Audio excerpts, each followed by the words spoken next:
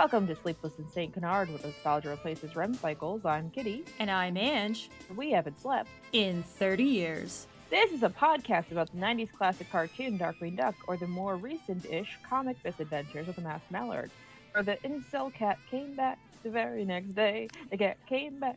They thought he was a goner, but the cat came back the very next day. He just couldn't stay away. Unless the little cat guy doesn't come back. In that case, he surpassed my expectations. Because today we are on to part 3 of Campaign Carnage. Emphasis on the pain. Very beautiful introduction. Thank you. Thank you. I will give Mortimer some credit because he's actually not the worst character. They bring him back for the Joe Books comics for a few issues. So that was really it for him? You mean in terms of this arc?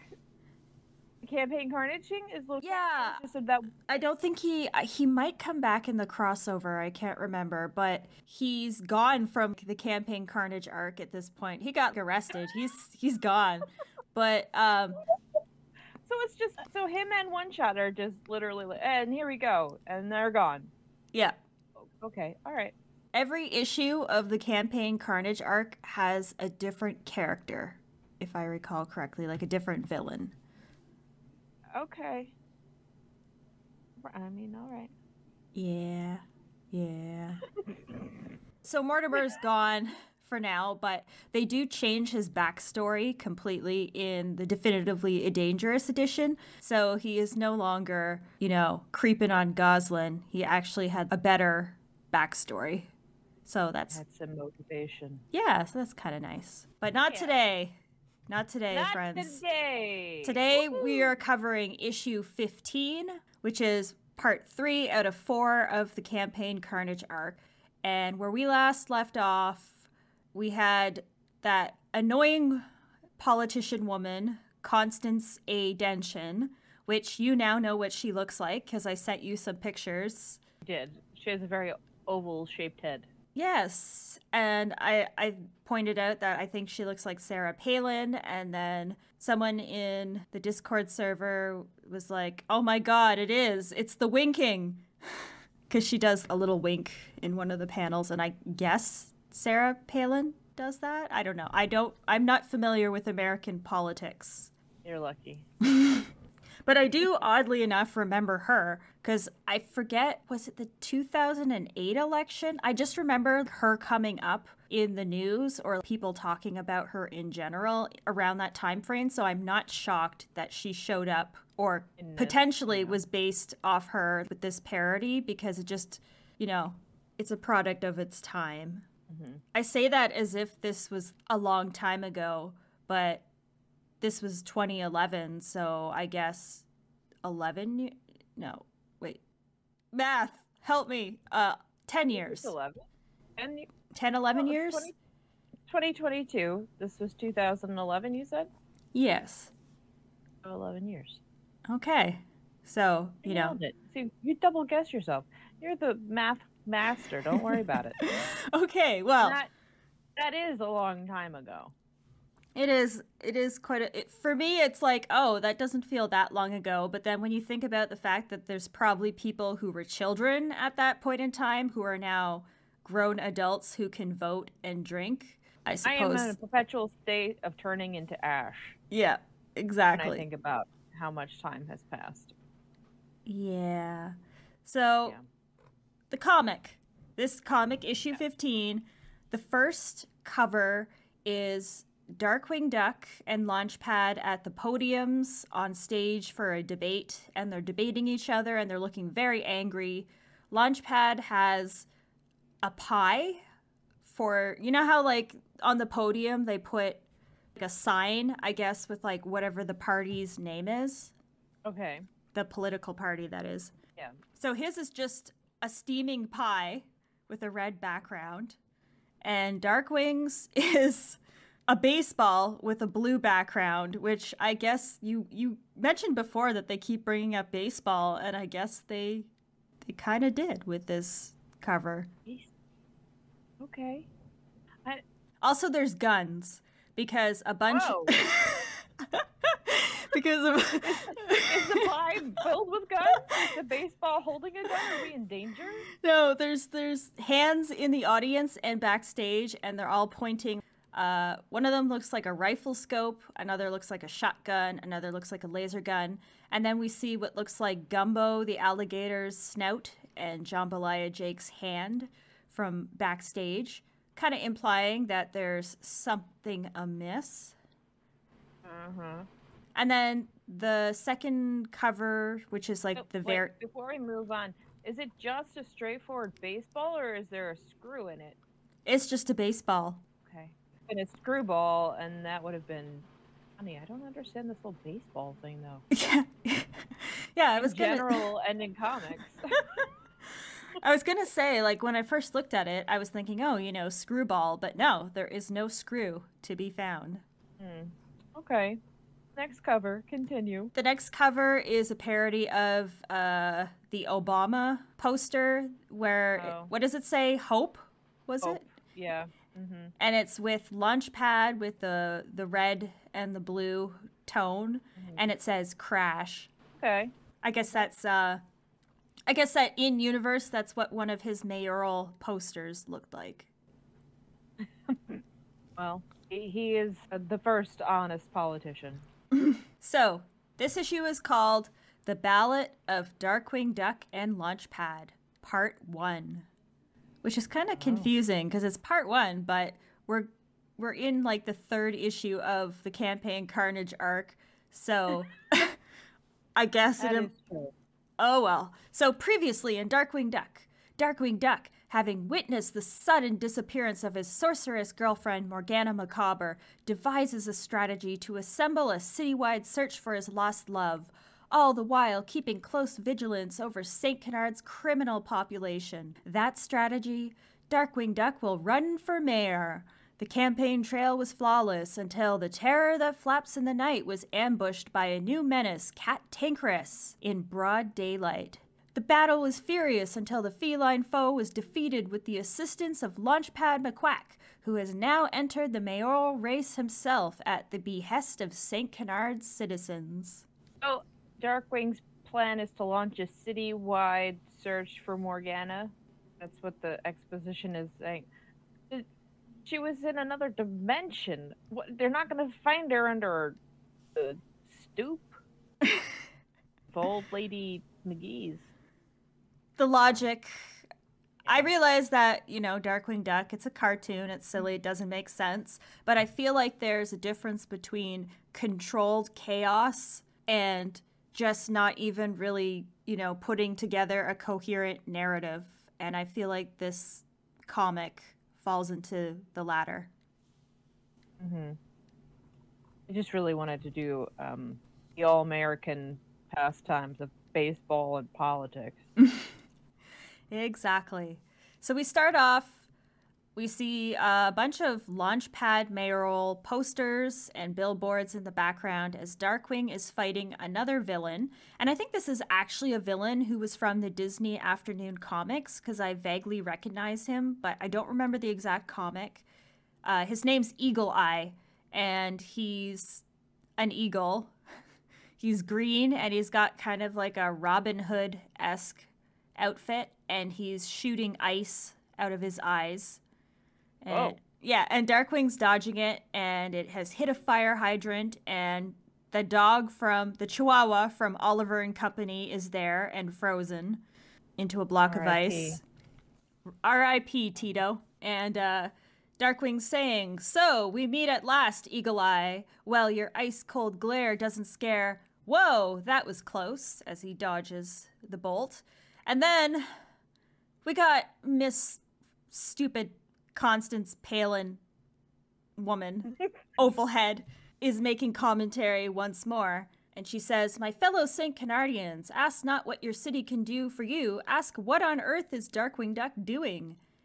It has not been a fortnight since that Cat Tankerous rampage, and still the antics of this violence vendor has attracted yet another ruffian to our streets.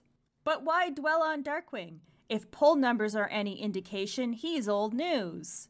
And then it switches between Darkwing Duck talking and Constance talking.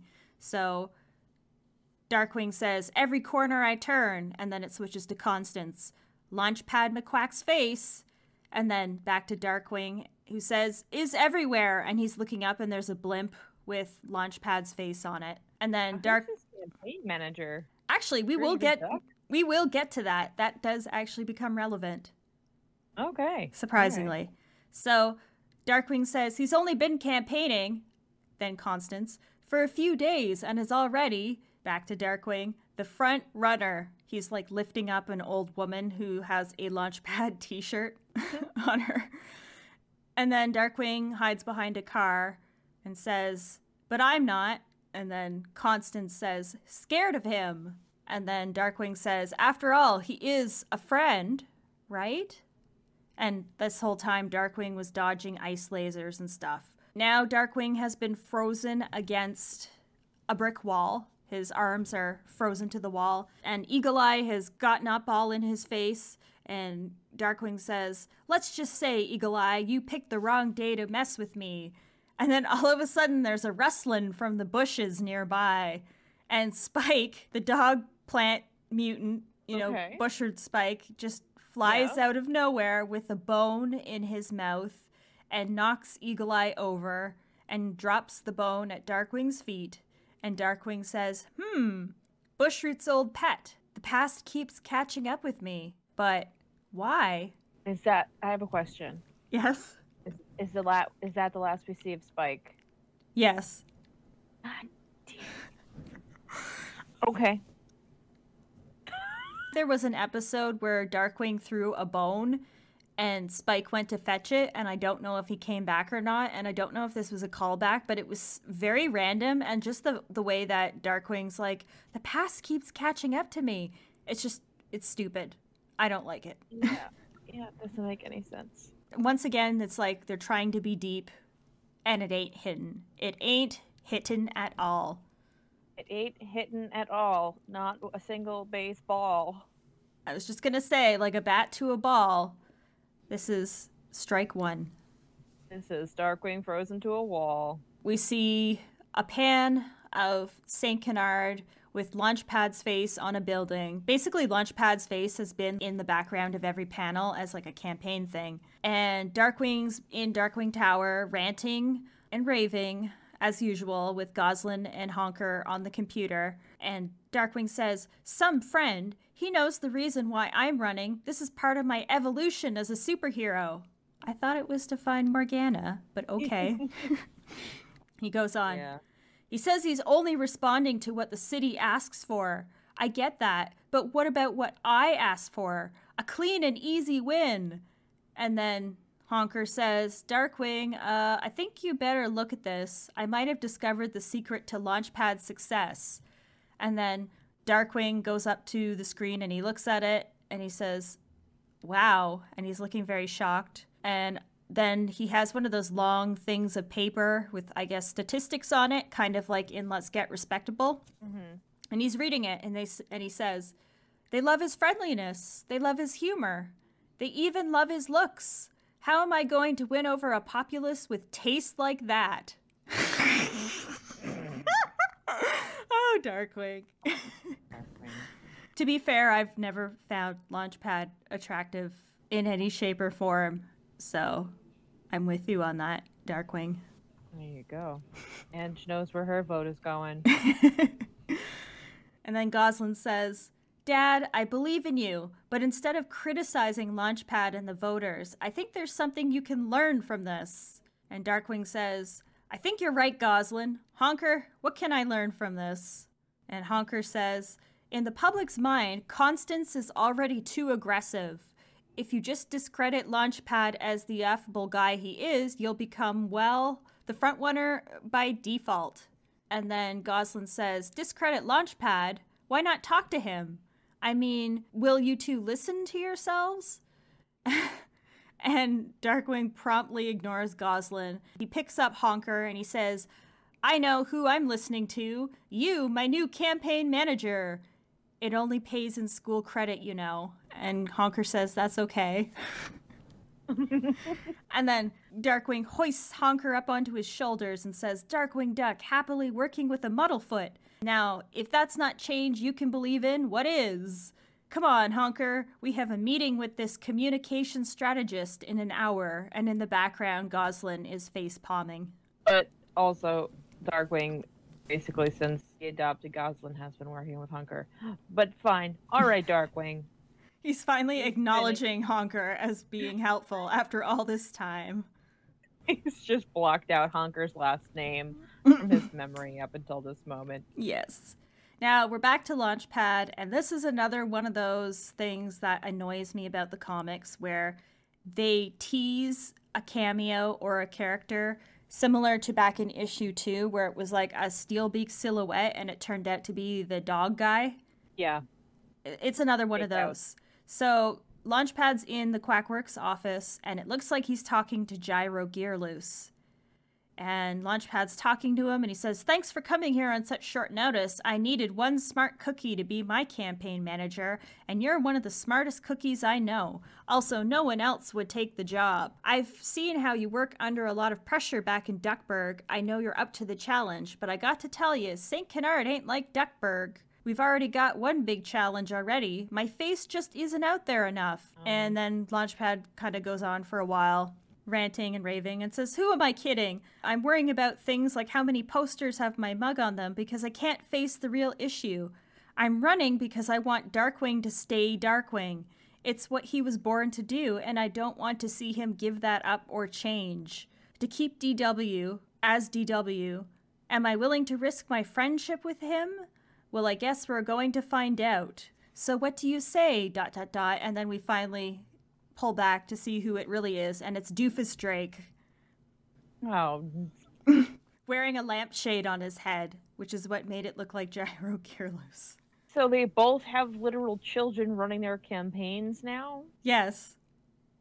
And also, Launchpad is, like, I mean, I guess it's on point, but it's very out of character, his plan. It feels like, what do they call it? Critics, when they're talking about, like, a movie, a forced dilemma. I have to do this thing and run against Darkwing so that Darkwing can continue to be Darkwing. And it's like, you don't have to do that at all.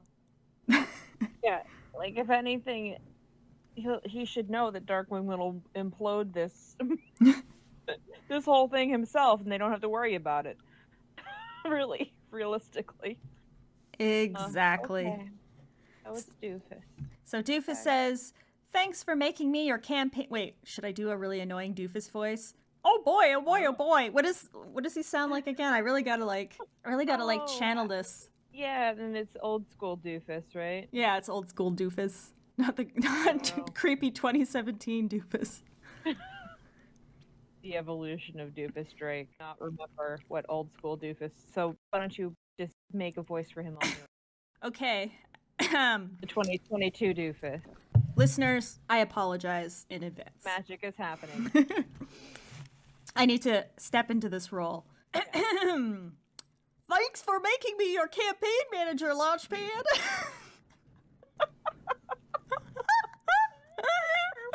It's perfect. Continue.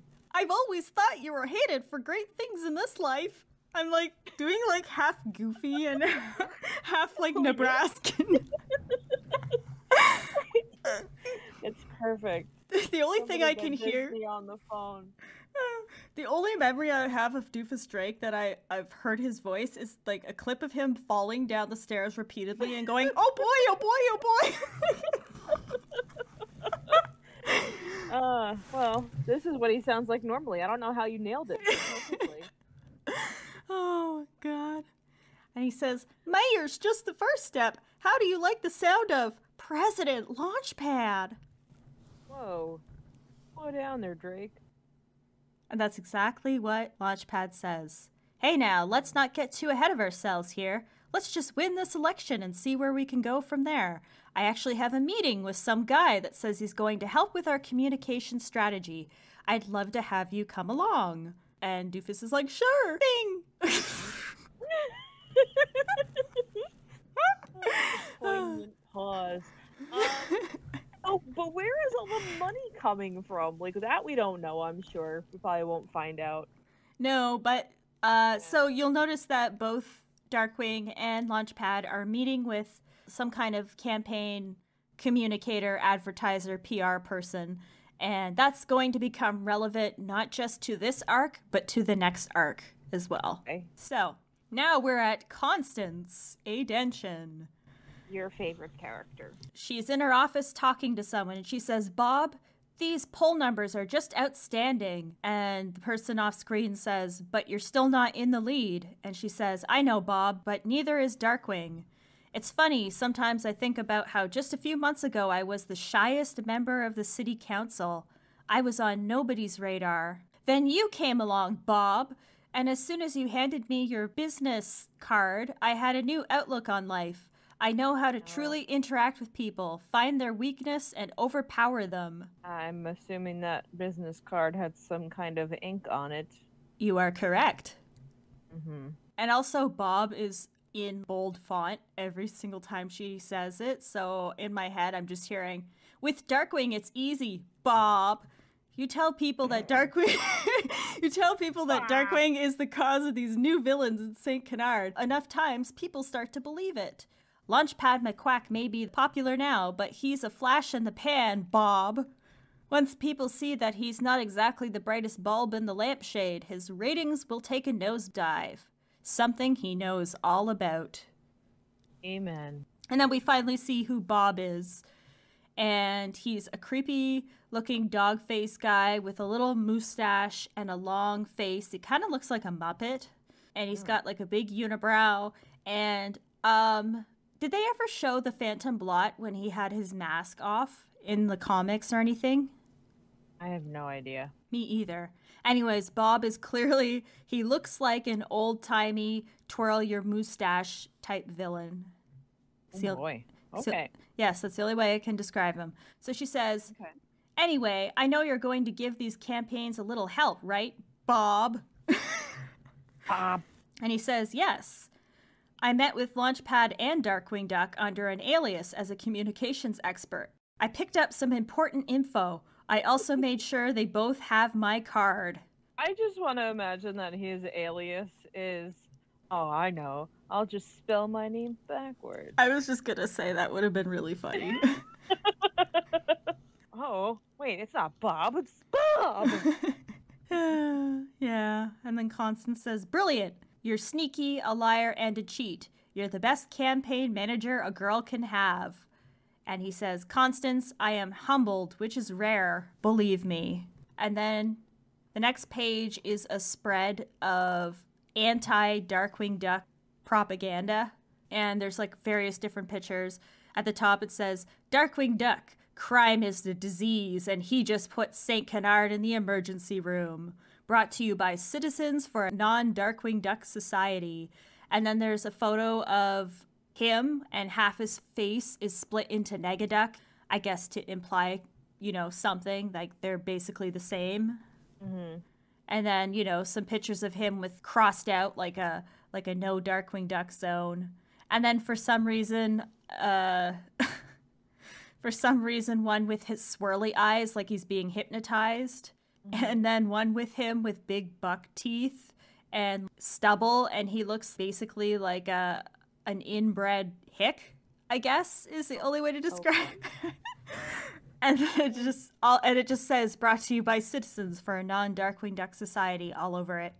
Okay. So Darkwing's looking at this, and he says, this is an outrage. Reports show that Citizens for a Non-Darkwing Duck Society's biggest benefactor is Launchpad McQuack, that turncoat. And Gosalyn says, but Dad, this is the perfect opportunity for you and Launchpad to sit down, actually talk things out instead of... And then Darkwing rips up the paper and says, he shall rue the day. Spread all the lies you can. Slander me all you want. This is my city, and pretty soon I'm going to be running it. And then Gosalyn's like, hey, you can't forget the reason why you're running in the first place. At least somebody remembers, I guess. Yeah. And then we get Darkwing slipping into a darker persona. He says, of course not. And then you see a backdrop of kind of like Time and Punishment. Time and Punishment. It's kind of like Batman, the animated series, with those floating blimp things with the lights. Mm-hmm. Mm-hmm. We see him saying power, control, safety. As mayor, I will use every method at my disposal to fight my war on crime. And then we see the Dark Warrior Duck tank and a bunch of police. Kind of looks like the Darkwing Squad, but different characters. And they're all dressed up like Dark Warrior Duck. And we see the Fearsome Five and Steelbeak, all his floating heads, looking horrified in the background. And I guess it's Quackerjack? Even Quackerjack, yes. Is he a little toy? He's just a head. Oh, he's like Mr. Bill. Oh! Oh no! Continue. And I guess it's implying that Darkwing's slowly slipping into the Dark Warrior persona because he lost Morgana. So he pulls out a little locket with Morgana's face in it, which I don't know where he got that from, but I do think that is cute. He's just carrying that around on him, I guess. And he says, all to make sure everyone is secure, that no one else feels that sad sense of loss. And then Gosalyn bitch slaps him across the face. And she says, how many times do I have to do this? Talk to Launchpad. And Darkwing says, okay, but it's going to be about as friendly as your little reminder here. Oh, Darkwing's about to throw hands. We're about to get to the point. You saw this, Kitty, because I think I asked you and I asked some others about this reference. Launchpad is standing on a stage. It looks like a rock stage outdoors. There's a flaming torch thing and he's got thousands of people in the audience, and he is shirtless. He's wearing a pair of brown sack-looking pants with a chain belt, and he's holding a saxophone. And he says, St. Canard, you know, this city has seen some rough times lately. I keep hearing some people say the bad days are just going to get worse. Some say this city is a lost cause, a permanent haven for the criminal and absurd. Well, you know what I say to them? When it comes to this city and its people, I still believe. And then he plays his saxophone, and Doofus is standing in the background playing the triangle. You sent me this panel of Launchpad doing his, thing. And I just was like, oh, well, this must make some kind of sense in context. And it makes absolutely no sense. This is just complete, and here's the next thing is shirtless Launchpad playing a saxophone. Oh, okay. But yeah, it is a reference to the Lost Boys. Isn't that a movie about vampires? Yes, and the saxophone guy is just in the party at the beach scene. So it's a very deep cut reference that I don't know, maybe they really the creative staff really love the Lost Boys. I don't know. Who is this story written for? Because I don't know anyone reading this. Maybe some people, but I don't know too many people who are going to be like, oh yeah, wow, the Lost Boys. I totally get that nostalgic memory. It just, because it's that was an 80s movie, wasn't it? Yeah. Mm-hmm. Who's gonna, I don't know. I don't know. I don't know either. I don't also know why Launchpad is shirtless, making a speech on the campaign trail. Here we are. I guess he's. This is what Doofus Drake gets you. Apparently, but Darkwing did say that the citizens of St. Canard all think he's attractive, so maybe this is part of his plan. He's seducing them to the polling stations. I guess so, but I don't like it. I don't like shirtless Launchpad. I would like to not have to look at him more than I should now, but he's here. He's here. The last panel on this page, his body is exceptionally large compared to his head, and it just looks really funny. It's because all the breath is out of him. He's deflating, his head is deflating as a balloon, you know. And then Darkwing appears, comes onto stage, and he says, hey, Mr. Champion of the People, what, pray tell, is the meaning of this? And he holds up one of those Darkwing propaganda posters with Darkwing being crushed by an anvil. And Launchpad says, oh, I don't know. Is it as bad as this? And Launchpad holds up a anti-Launchpad Action Committee poster that also exists. And Darkwing's like, what? And Launchpad says, we've done the research. Your campaign is behind this. And Darkwing says, how could you drag me through the mud all over town? And Launchpad says, how could you do the same to me? how could you accuse me of doing such a thing? I don't remember authorizing anything like this. So they're just kind of yelling at each other. And as they're yelling at each other, we can see their hands are covered in ink. Uh-oh.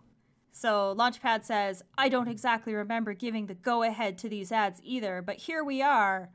And Darkwing says, yeah, here we are. Wait. And then they stop, and they look at their hands. And then we switch to the next scene. Okay. Darkwing is shirtless and playing the maracas. Oh no, he's just dressed like Cuban Pete doing the whole Cuban Pete routine from The Mask. That would make about as much sense too. I'd actually get that reference at least, but... So we're back at Darkwing Tower, and Doofus Drake is with them in Darkwing Tower. Uh-oh. Spilling the beans all over the place here. That's okay, Doofus will eat them. So, damn Doofus. So Honker's on the computer, and Launchpad says, all right, we're nice and scrubbed now. So what was that stuff on our hands? And Honker says, Gosalyn and I have been doing some research lately. This could be another clue we need to get to the bottom of whatever this is. May I ask, where do you think you got all the ink all over you? And Gosalyn holds up one of the anti-Darkwing posters and says, yeah, because we checked the posters. They don't have them. Did you touch anything from someone who was a bit ...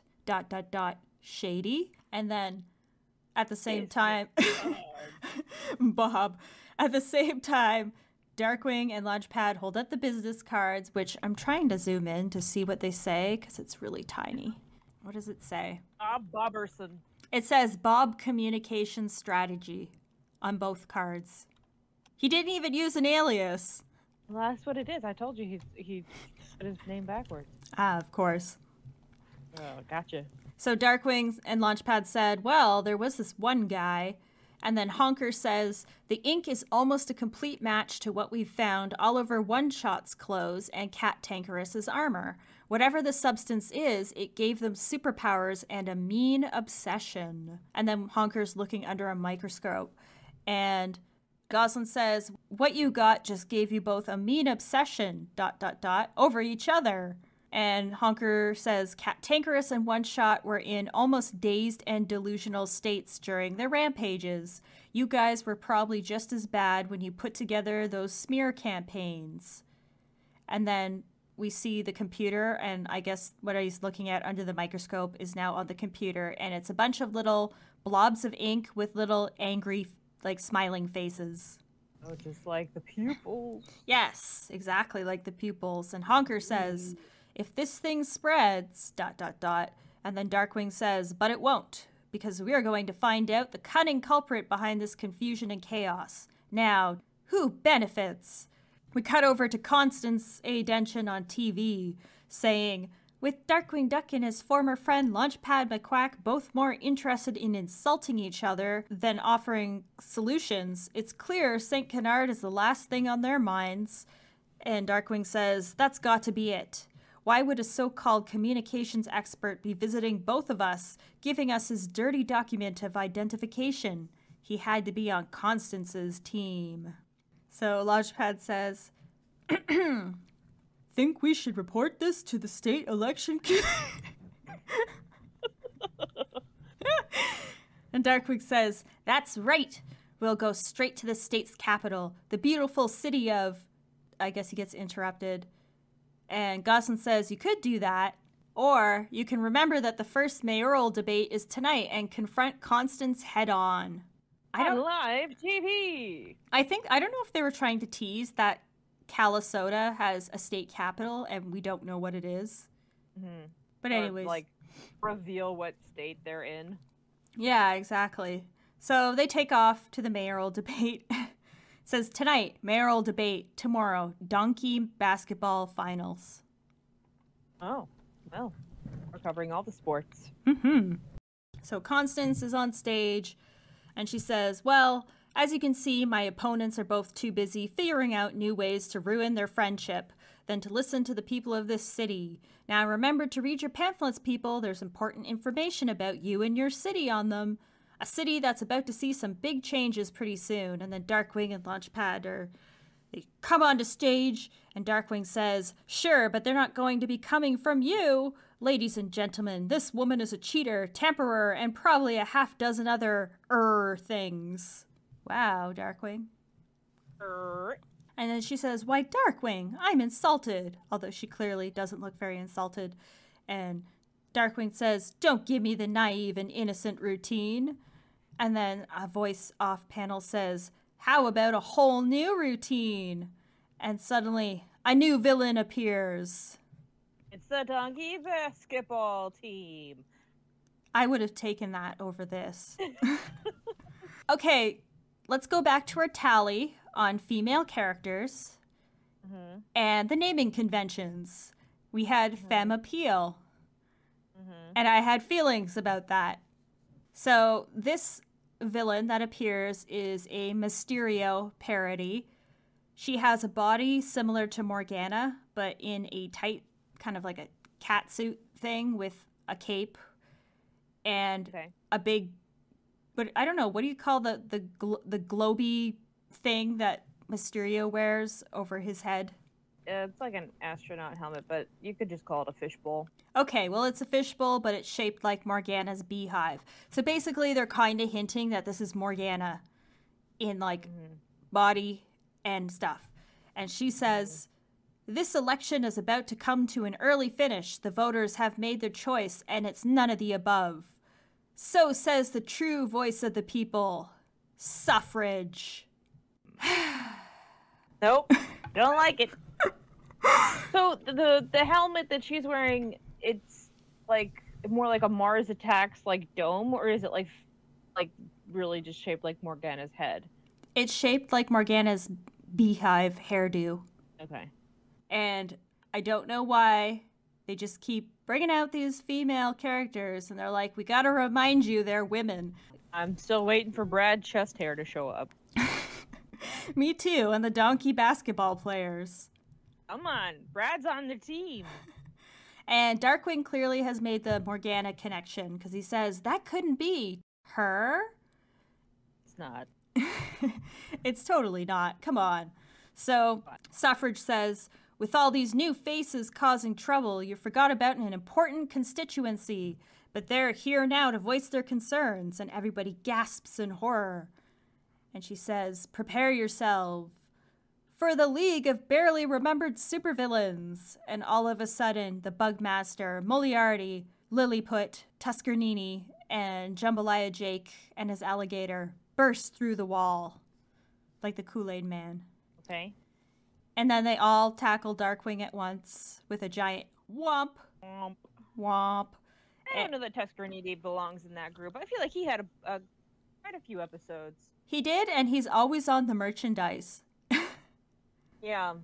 I would say maybe Isis or, gosh, I don't know. There were so many just like one-shot ones. Hot Shot and Fly Girl. Yeah, they were in the last one though. What was the dinosaur guy? Dr. Fossil. Dr. Fossil. See, I forgot that one. That's why he should be in this group. Yeah, Tuskerninni doesn't, I think they need to give Tuskerninni more credit. He actually had quite a few episodes, and they were actually pretty decent ones, so there we go. Yeah. Yeah. So Launchpad comes in fist swinging and says, "Now this is campaigning I can get behind," and then the alligator, Gumbo, yeah, it's Gumbo, attacks Launchpad, and he says, "Whoa, nice gator, you're Jambalaya Jakes, right? Us fellow sidekicks shouldn't fight each other, you know?" And Constance is hiding behind one of those ballot desk things, podiums. And she says, "What's going on?" And Suffrage says, "You should know, Constance." I guess. And then we see, you know, the classic cloud of violence with various characters' heads poking out. And then Darkwing says, "Brace yourselves, evil doers. I'm about to get rid of you sooner than I can recall all your names. Let's see. There's Lilliput." And then he jumps up. And then he says, "The Bugmaster, Professor Moriarty, Jambalaya Jake, and ... And he can't remember the last one. And then Tuskerninni says, "Tuskerninni, you fool." And Darkwing says, hey, it's been a while. Poor Tuskerninni. He gets no respect. Fair, though, he also could not remember what kind of fruit Mr. Banana Brain was, so... Yep. Darkwing needs to start taking some ginkgo biloba. Launchpad is trying not to get eaten by Gumbo, and he says, hey, DW, little help here. And Darkwing says, no worries, LP. I always take care of my friends. And then he just shoots directly down Gumbo's throat with his gas gun. Wow. Okay. It's just so... I don't know why I find that so funny. So Suffrage is standing there with her hands on her hips, and all the villains have crowded around her. And Darkwing says, so... was it you, Bunch, behind this mind-controlling goo affecting Launchpad, myself, and many once innocent civilians? Too scared to do the job yourselves. And who are you anyways, Suffrage? I suppose I owe you an apology, Miss Denshin. We thought you were behind this scheme. Turns out you're just another upstanding, if rather caustic, public servant. Come on, buddy. It's time to give these villains a landslide defeat. And then he and Launchpad leap into action. So Launchpad and Darkwing grab, I guess it's a curtain, and they take the curtain and they manage to bag all the villains at once. And Constance says, thank you, and sorry. Darkwing says, and that is that, though it would be too easy to say it's curtains for them. Probably, but it still sounds cool. And then Suffrage says, an excellent performance. Now let's see how you do against enemies that are not figments of your imagination. And then they look under the curtain, and all the villains have vanished. Because they were illusions. Oh, so legit Mysterio, then. Yeah, exactly. Okay. So she says, remember your visit from Spike, Darkwing? That was me, a test to see if I could project villains from your past. But the time for such parlor tricks has passed. I guess that's why Spike appeared. I guess. But it's like if they're illusions, then how are they actually interacting with things? Like, because the Spike is the reason why Eagle Eye? Yeah, he knocked Eagle Eye out. Yeah. Physically. And Launchpad was tussling with a gator. Oh, I don't know. Yeah, we'll never know. They don't really explain that. Suffrage says, forget your petty political squabbles. The real power is making people see what is not there, turning them into your puppets. And then we look to the audience who have swirling eyes. Once again, let's put that on the tally. Control. Put that on the tally for mind control. That is... Oh, would have thought. What is this? We're on the fourth arc? And I think this is the third or fourth time they used mind control. It's been pretty constant since, I think, after the first one. I don't think anybody... I guess Morgana was... What was the deal? Was she... No, she wasn't in the first one. She came in the second one. Yes, and she was in a daze, a fugue state. Okay. Yeah, so after that first arc, I think mind control has factored in every single one. Yes, it has. Sure. I know there's a subsection of the internet that would be fine with that, though. So. Well, that's just because they've been mind controlled to like it. So, Suffrage, I guess, is controlling the people in the audience because now they're attacking Darkwing and Launchpad and Constance. And Suffrage says, you did a brilliant job fighting enemies that weren't even there. But how will you fare against normal, everyday people who are utterly convinced you and your fellow candidates must be destroyed? Darkwing Duck, meet your public. To be continued. Okay. And they don't really explain how I don't think they explain how they're being mind controlled because Suffrage is using illusions, but illusions don't control your mind. They just trick your mind. Well, maybe she made an illusion of a big swirling, circle and put it in front of them for so long and they were hypnotized. By illusions. Well, whatever the case may be, we have finished this issue, issue 15, and we head into next week. We'll do the final issue for Campaign Carnage, which my memory on that one is a bit vague. I remember it being filled with the carnage we've been promised. I guess these mind-controlled citizens are counting as the carnage. We shall see, I guess, if Darkwing murders all of the citizens of legal voting age in our next episode, in the next issue of Campaign Carnage. They really should just said. I mean, I guess it's just property reasons that they didn't getting the rights for things, but it could have just been done Carnage and it would have been perfect. But, you know. What are your thoughts on Gosalyn being the voice of reason all of the time? I mean, she usually was in the show. She would definitely be the voice of the reason. Not all the time, though. So. Because I feel like both in this arc and some of the previous arc, it feels like her only role has been sidelined to being the person who just points out what Darkwing should be doing and then is blatantly ignored. Mm-hmm. But she doesn't seem to really get too involved herself. Yeah, she's not engaging any other way. And it's weird, too, like, that it seems like they could have utilized Hunger more in this role of, or you could just talk to him kind of thing. But I just feel like they didn't know what to do with Hunker in any of these. Hunker's the smart one that gives them all the explanations and answers that they need. Mm-hmm. Yeah. Or he can dox people. A very useful skill. And download music illegally on the Mallard family computer. Oh, yeah, I don't know. Well, I don't know. She hasn't really had any super Gosalyn-y things that she's done that I remember. I feel like the most Gosalyn in these was the Tad story in the manual. I agree. I'm going to send you a picture of Suffrage so you can finally see what I've been staring at. Oh, I can suffer? Yes. Oh, that was not what I was thinking at all. What were you thinking? Okay. I don't know, just basically Mysteria with boobs. Which I guess she kind of is. It also looks like she's got, like, swirly hypnotic eyes on her hips. Oh, I can't not see it. But they hypnotize. Yeah, okay. But you can see they're really trying to tease that this is somehow Morgana. Yeah.